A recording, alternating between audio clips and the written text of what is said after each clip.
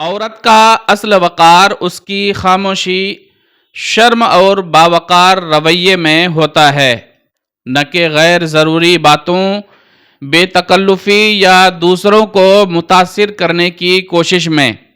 جب عورت ہر کسی کے ساتھ ہنسنے بولنے لگے، اپنے حدود بھول جائے اور نگاہوں کو کھلا چھوڑ دے تو لوگ اسے سنجیدگی سے نہیں لیتے بلکہ اس کی قدر کم ہونے لگتی ہے۔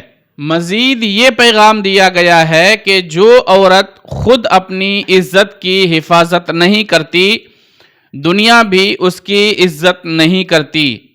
حیا عورت کا زیور ہے اور یہی حیا اسے دوسروں سے ممتاز اور قابل احترام بناتی ہے۔ آخر میں یہ تنبیہ ہے کہ بے حیائی وقتی توجہ تو دے سکتی ہے مگر انجام کے لحاظ سے نقصان دہ ہوتی ہے، کیونکہ اس سے نہ تو صرف کردار متاثر ہوتا ہے بلکہ سماجی عزت بھی ختم ہو جاتی ہے۔